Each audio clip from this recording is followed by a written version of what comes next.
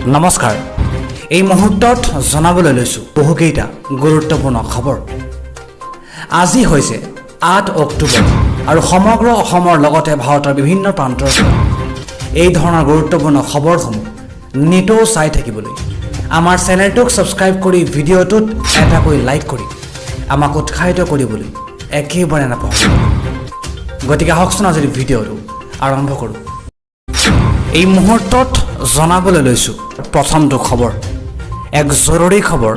এটা গুৰুত্বপূৰ্ণ খবৰ এগৰাকী আৰক্ষীয়ে মূৰ ফালিলে 6 বছৰীয়া এটি শিশুৰ দৰ্শকসকল এক অতি কৰুণ ঘটনা সংঘটিত হৈছে এইখন অসমতে আৰক্ষী বিষয়াই মূৰ ফালিলে এটি 6 বছৰীয়া কণমানি শিশুৰ সবিশেষজনক এই ভিডিঅ'ৰ জৰিয়তে এইবাৰ আৰক্ষীৰ লাঠিৰ কোবত মূৰ ফালিল 6 বছৰীয়া এটি শিশুৰ শিৱে সেনগুপ্তা নামৰ হাৱালদাৰজনে লাঠিৰে কোবাই মূৰ ফালে এটি শিশুৰ চাপৰৰ শুৱালকুছাৰ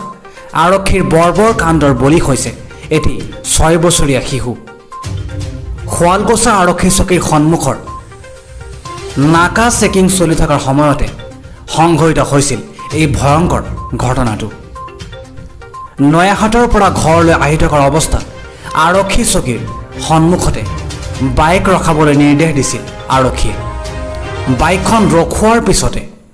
আৰক্ষীৰ লাঠিৰ কোবত মূৰত আঘাত পাইছে শিশুটিয়ে ইতিমধ্যে চাপৰৰ চিকিৎসালয়ত ভৰ্তি কৰোৱা হৈছে শিশুটিক আৰু ইতিমধ্যে হাৱালদাৰজনক নিলম্বন কৰা হৈছে এই মুহূৰ্তত জনাবলৈ লৈছোঁ আজি আমাৰ পৰৱৰ্তী খবৰটো এক জৰুৰী খবৰ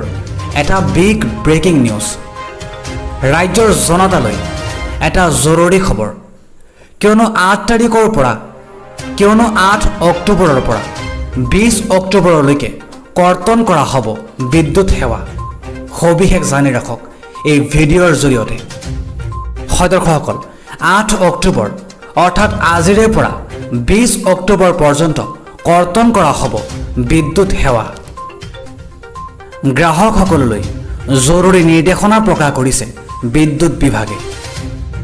8 অক্টোবৰ অৰ্থাৎ আজিৰে পৰা 20 অক্টোবৰ পৰ্যন্ত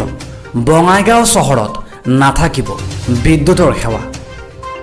কাৰিকৰী দিশ মেৰামতিৰ বাবে বিদ্যুৎ সেৱা কৰ্তন কৰা হ'ব বুলি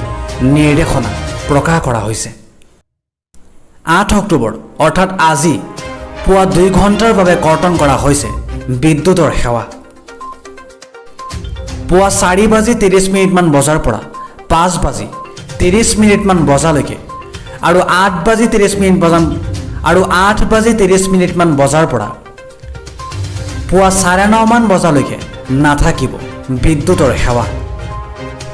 অহা 10 অক্টোবৰ তাৰিখে 5 ঘণ্টাৰ বাবে কৰ্তন কৰা হ'ব বিদ্যুতৰ সেৱা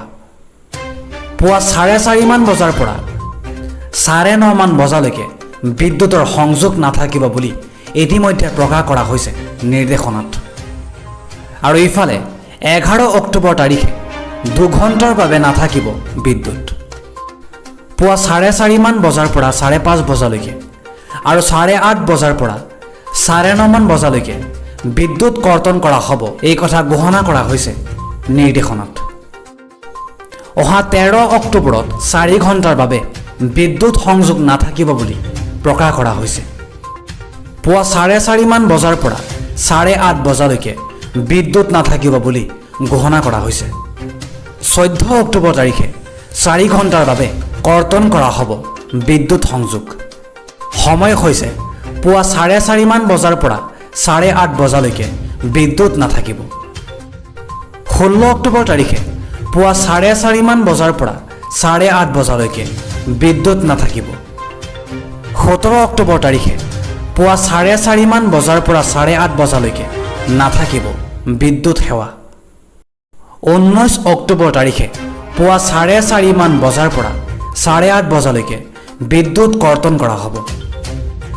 আৰু 20 অক্টোবৰ তাৰিখে পুৱা 4:30 বজাৰ পৰা 8:30 বজালৈকে নাথাকিব বিদ্যুৎ